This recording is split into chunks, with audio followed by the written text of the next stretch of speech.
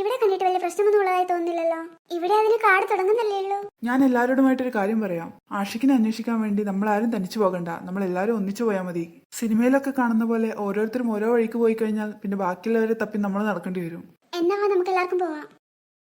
Hi, ഈ സ്ഥലം നോക്കിയേ, എന്ത് രസം ഇവിടെ കാണാൻ. ചേച്ചിയുടെ സ്ഥലം കാണാൻ വന്നെയാണോ? ഹായ്, എന്ത് ഭംഗിയുള്ള സ്ഥലം. ഈ മനോഹരമായ സ്ഥലത്ത് വെച്ച് എന്റെ ഇഷ്ടം എനിക്ക് ആദിലയോട് തുറന്നു പറയാൻ സാധിച്ചിരുന്നെങ്കിൽ. അവൻ കുറച്ചുകൂടി ഉള്ളിലോട്ട് പോയിട്ടുണ്ടാവും, നമുക്ക് നോക്കാം. ഉള്ളിലോട്ട് ഇനിയും പോവാൻ വരട്ടെ, ഒന്ന് വെയിറ്റ് ചെയ്യ്. എന്താ ചേട്ടാ അങ്ങനെ പറഞ്ഞേ? നിങ്ങളുടെ ആരുടെയെങ്കിലും കയ്യിൽ ഫോണുണ്ടോ? എന്റെ കയ്യിൽ ഫോണുണ്ട്. എന്തിനാ ഋഷി? നമ്മൾ ഉൾക്കാട്ടിലോട്ട് പോവുകയല്ലേ. നമ്മൾ കാട്ടിൽ പോകുന്ന വിവരം ആർക്കും അറിയില്ലല്ലോ. നീ നിന്റെ വീട്ടുകാരെ ഒന്ന് വിളിച്ചു പറ. എടാ, വീട്ടിൽ പറയലൊന്നും നടക്കില്ല. അതെന്താ? വീട്ടിൽ പറയാൻ പറ്റുമായിരുന്നെങ്കിൽ ഞങ്ങൾ ആദ്യമേ പറയില്ലായിരുന്നോ? അപ്പൊ ഈ കാര്യങ്ങളൊന്നും ആരും അറിയില്ലേ? നമ്മളെല്ലാരും കാട്ടിൽ പോയി നമുക്ക് എന്തെങ്കിലും സംഭവിച്ചാലോ? ഏയ്, നമുക്കൊന്നും സംഭവിക്കില്ല ഏട്ടാ. ഏട്ടൻ പേടിക്കാതിരിക്കെ. എന്നാലും ഒരാളും അറിയാതെ ഇങ്ങനെ ചെയ്യാന്ന് വിചാരിച്ചാൽ അത് റിസ്ക് അല്ലേ? ഋഷി, നിനക്ക് തിരിച്ചു പോകണമെങ്കിൽ തിരിച്ചു പോകാം. ഞാൻ എന്തായാലും എന്റെ അനിയനെ കണ്ടുപിടിച്ചിട്ടേ ഇനി വീട്ടിലോട്ടുള്ളൂ. ഞാനീ പറയുന്നത് നിങ്ങളോടും കൂടിയാ. നിങ്ങൾക്ക് വീട്ടിൽ തിരിച്ചു പോകണമെന്നുണ്ടെങ്കിൽ നിങ്ങൾക്ക് ഇപ്പൊ തന്നെ പോകാം. ഇല്ലിട്ടാ, ഞാൻ തിരിച്ചു പോകില്ല. ആഷി എന്റെ ബെസ്റ്റ് ഫ്രണ്ടാ. അവനെ കണ്ടുപിടിക്കാതെ ഞാൻ തിരിച്ചു വീട്ടിലോട്ടേ ഇല്ല. ഞാനും അതെ, ആഷി എന്റെയും ഫ്രണ്ടാ. ആഷിയെ കണ്ടുപിടിക്കാതെ ഞങ്ങൾ ആരും തിരിച്ചു പോകില്ല. ഋഷി, നീ തിരിച്ചു പോകുന്നുണ്ടോ? നിന്റെ അനിയനെ കണ്ടുപിടിക്കാതെ ഞാനും തിരിച്ചു വീട്ടിൽ പോകുന്നില്ല. താങ്ക് യു ഋഷി. ഈ കുട്ടിയിടുന്ന് പോയിട്ട് എത്ര നേരായി. അവനെ കൂട്ടിക്കൊണ്ട് വരാൻ വേണ്ടി സിയനോട് പറയാന്ന് വിചാരിച്ച സിയ ഇവിടെ ഇല്ല. പറഞ്ഞിട്ട് പോയത് ഇത്രയും നേരമായിട്ട് വന്നിട്ടുമില്ല. വേറൊരുത്തിയാണെങ്കിൽ പറയാണ്ടും പോയി. ഞാൻ ദേവുവിന്റെ വീട്ടിൽ പോയി അവനെ കൂട്ടിയിട്ട് വന്നാലോ? ഇത്ത എന്താ വിഷമിച്ചിരിക്കുന്നേ? ഇത്ത എന്ത് പറ്റി? നിങ്ങൾ എന്തിനാ ഇങ്ങനെ വിഷമിച്ചിരിക്കുന്നേ? ആഷി ഇതുവരെ വീട്ടിൽ വന്നിട്ടില്ലെന്നേ. അല്ല, ഇത്രയും നേരമായിട്ട് അവൻ വന്നിട്ടില്ലേ? ഇല്ലെന്നേ. പിന്നെ സിയനെയും കാണുന്നില്ല. അല്ല, സിയ എവിടെ പോയി? അറിയില്ല. ആ പെണ്ണിനോടൊന്നും ചോദിക്കാണ്ട പോയെ. ഇത്ത പിള്ളമാർക്ക് ഇങ്ങനെ ഓവറായിട്ട് സ്വാതന്ത്ര്യം കൊടുക്കുന്നുണ്ടെങ്കിലല്ലോ. ഞാനൊന്ന് ദേവുവിന്റെ അടുത്ത് പോയിട്ട് ആഷിനെ കൂട്ടിട്ട് വരാം. ഇത്ത പോവൊന്നും വേണ്ട ഇത്ത. ഇത്തന്റെ ഈ ദേവുവിന്റെ നമ്പർ ഇല്ലേ? ആ, ഉണ്ട്. എന്നാ ഇത്ത ദേവുവിന്റെ നമ്പറിൽ വിളിച്ചിട്ട് ആഷിനോട് ഇങ്ങോട്ട് വരാൻ പറഞ്ഞാ പോരെ? ആ, അത് ശരിയാണല്ലോ. ഞാൻ ആ കാര്യം ഓർത്തില്ല. ഞാൻ ഇപ്പൊ തന്നെ വിളിക്കാം. ആ ദേവു, ഇത് ഞാനാ, ഫാത്തിമ. ആഷീനോട് എന്തെങ്കിലും വരാൻ പറയോ? കുറെ നേരമായി അവൻ കളിക്കാൻ വന്നിട്ട്. അയ്യോ ഫാത്തിമ, അതിന് ഞങ്ങൾ വീട്ടിലില്ലല്ലോ. നിങ്ങൾ വീട്ടിലില്ലേ? ഇല്ല, അമ്മയെ കാണിക്കാൻ വേണ്ടി ഹോസ്പിറ്റലിൽ വന്നിട്ടുള്ളേ. ഞങ്ങൾ ഒരു അരമണിക്കൂറിനുള്ളിൽ വീട്ടിലെത്തും. ഓ അതെയോ?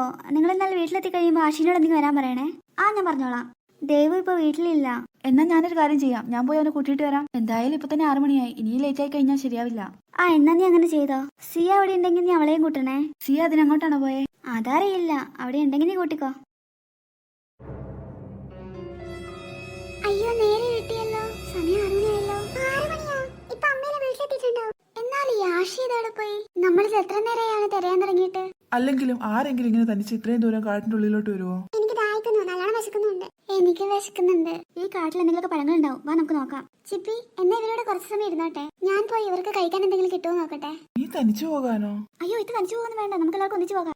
അവരുടെ മുഖം കണ്ടാലറിയാം അവർക്ക് നല്ല ക്ഷീണമുണ്ട്. അവരെ ഇനിയും നടത്തി ബുദ്ധിമുട്ടിക്കണ്ട. ചിപ്പി, നീ അവർക്ക് കൂട്ടായിട്ട് ഇവിടെ ഇരുന്നോ. കൂടെ ഋഷി ഉണ്ടാവും. അല്ല ആദി, നീ ഇത് എന്തെല്ലാം പറയുന്നേ? ഞാൻ പറഞ്ഞതെല്ലാം മറന്നുപോയോ? ഋഷി, നീ പറഞ്ഞതിൽ എനിക്ക് ഓർമ്മയുണ്ട്. പക്ഷെ നീ അവരുടെ മുഖത്തേക്കൊന്ന് നോക്കി. അവർക്ക് നല്ല ക്ഷീണമുണ്ട്. ഞാനൊന്ന് പോയി നോക്കിയിട്ട് വരാം എന്തെങ്കിലും കഴിക്കാൻ കിട്ടുമെന്ന്. നീ എന്തായാലും തനിച്ചു പോകണ്ട, ഞാനും നിന്റെ കൂടെ വരാം. ചിന്നു ഉണ്ണി, നിങ്ങൾ അവിടെ ഇരുന്ന് കുറച്ചു നേരം റെസ്റ്റ് എടുത്തോ. ഞാൻ പോയി നിങ്ങൾക്ക് കഴിക്കാൻ എന്തെങ്കിലും കിട്ടുമോ നോക്കട്ടെ. ചിപ്പി, നീയും പോയിരുന്നോ? നിനക്ക് ക്ഷീണം കാണില്ലേ? പിന്നെ ഞങ്ങൾ അധിക ദൂരത്തോടൊന്നും പോയില്ല. നിങ്ങൾക്ക് എന്തെങ്കിലും പ്രശ്നമുണ്ടെങ്കിൽ ഒന്ന് നീട്ടി വിളിച്ചാൽ മതി. ശരി താ.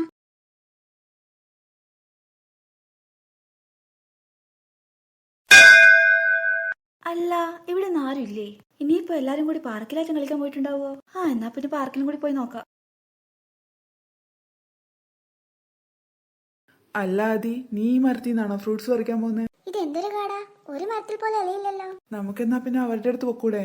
ഇവിടുന്ന് എന്തായാലും ഇനി ഫ്രൂട്ട്സ് ഒന്നും കിട്ടാൻ പോകുന്നില്ല. അടുത്തൊന്നും അരുവിയോ പുഴയോ ഒഴുകുന്ന ശബ്ദവും കേൾക്കുന്നില്ല. എങ്കിലും വെറും കൈയോടെ എങ്ങനെയാ നമ്മൾ തിരിച്ചു പോവാ?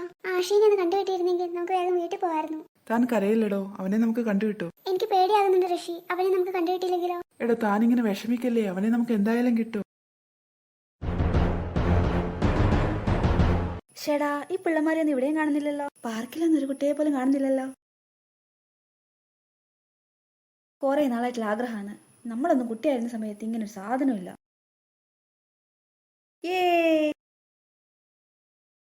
അയ്യവാ, പൊളിച്ച്. ഇതേതായി പെണ്ണുപിള്ള? അയ്യോ, ഈ ചെക്കൻ ഇതെവിടുന്ന് വന്നേ? അയ്യോ, അവൻ എന്നെ കളിയാക്കുന്നേ. വേണ്ടായിരുന്നു. ചേച്ചി, ആ ഊഞ്ഞാലാടുന്നോ? ആകെ നാണക്കേടായല്ലോ. ആഷിന് എന്റെ കൈ കിട്ടട്ടെ. അവൻ കാരണം എങ്ങനെയല്ല സംഭവിച്ചേ.